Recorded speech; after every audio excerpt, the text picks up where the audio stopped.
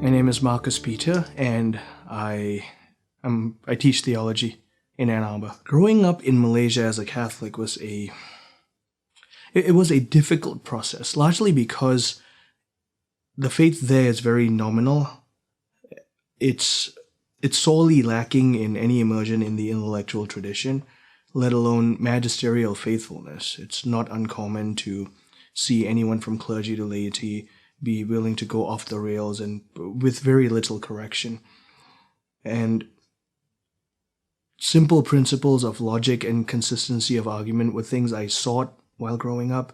And when I couldn't find rational, reasonable answers from the Catholic Church and from leaders within the Catholic Church to whom I posed these questions, it became very clear to me that the Catholic faith was not worth my time or intellectual energy. So I developed atheistic sentiments fairly early on, and by 17, 18, I'd become a full-blown atheist and a militant anti-theist. I was out there proclaiming the non-existence of God. What began my journey into Christianity started with a kind of revelation of God's love. It was one of those miraculous overnight conversion events that took place on May the 20th, 2008. I was 20 years old, and it was this gratuitous grace that God poured forth into my soul that gave me a very clear, certain realization of His existence. And that began my study into religion as a whole and this pursuit of objective truth that, cutting a long story short, culminated with me returning to the Catholic Church in 2010. One of the detours that I had as I was journeying into the Catholic Church was I spent close to 2 years as a preacher with the Assemblies of God. It was a Pentecostal branch. They are a Pentecostal branch, and I was taught scripture while I was there. They mentored me. They took me under their wing. They taught me how to preach. They taught me how to do intertextual work, finding correlations between the Old and New Testament. They taught me praise and worship, how to lead praise and worship, how to play more instruments. So that was my time with the AGs, and it was a wondrous time of preaching, of growing in the love of God in and through the power of the Holy Spirit. That detour, however, came to an end because I noticed inconsistencies in the two Assemblies of God churches that I was attending. And these were very key doctrinal inconsistencies that resulted in my needing to really study what Scripture and Jesus Christ taught. And that forced me to go all the way back to the Church Fathers, and it was really reading the Fathers that pointed me back to Rome. The doctrinal issues that really stood out to me were these two churches that I was attending belonged both to Pentecostalism, but one taught that baptism was a necessary part of belonging to the church. The other one taught that baptism is purely symbolic. You can take it or leave it. All you need for salvation is this prayer of faith. One taught that you should receive communion with us whenever you're with us. The other one taught only receive communion once you're a fully inducted member of our church. And these were major questions for me that warranted major answers because I was going to be a pastor. And I wanted to know what the truth was so I could teach it. And I didn't want to be the arbiter of truth. I didn't want to be the person who determined what was true for my church or not.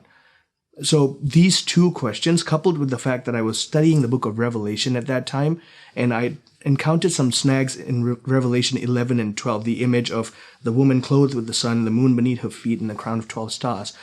The Pentecostals that I was listening to refused to acknowledge the fact that that is actually Mary. And they put forth a lot of analogous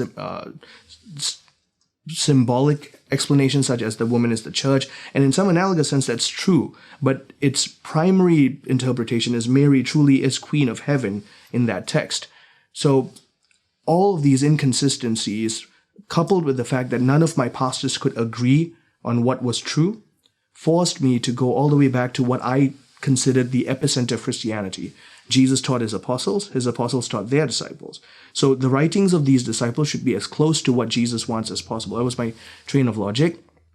And I went back to dig it through just so that I could come back to what the early church looked like, because I thought that was what Jesus wanted. And the more I read, the more I realized that the early church sounded very Catholic. And deeper digging into my attacks on the Catholic Church, led me to realize that the church fathers were very clear on all of these key Catholic doctrines. And then picking up church documents, I came to see that the church continues to this day to teach, the magisterium continues to this day to teach exactly what the church fathers wrote about. So it became very clear to me after an arduous journey of studying, from the papacy to why we call our priest father, to the sacraments, especially reconciliation, the reality of the Eucharist as the body and blood of Jesus Christ and how the early church viewed it, and a host of others, but it ended with Mary. It began with the papacy and it ended with Mary, particularly her Immaculate Conception. And it was there that I encountered not only what the church fathers wrote all the way from the 1st century to the 7th century with John Damascene. He refers to her outrightly as pure, immaculate, and queen, as in Immaculate Conception, but also Queen of Heaven. But also what John Paul II wrote in Redemptoris Mater. He writes this in chapter 1, it's paragraph 8 on Hail Full of Grace. And Tim Staples, I actually picked up Tim Staples' work on Behold Your Mother. So chapter 3, about page 55 and following, on Kyrie Kekare Tomine, Hail Full of Grace. So as they broke it down, the Greek and the language of Scripture makes it clear that Mary truly is immaculately conceived, was, is, and will forever be perfect in grace, and she truly is Queen of Heaven. Though that was the winning argument for me. I had lost all of my cards against the Catholic Church, and I had to, in good conscience, become Catholic. So I celebrate my return on December the 8th, 2010. And I do that because I don't quite remember the exact date, but I do know that I went for a devout confession. And from that point on, I consecrated my life to Mary, and I renew my consecration on December the 8th every year.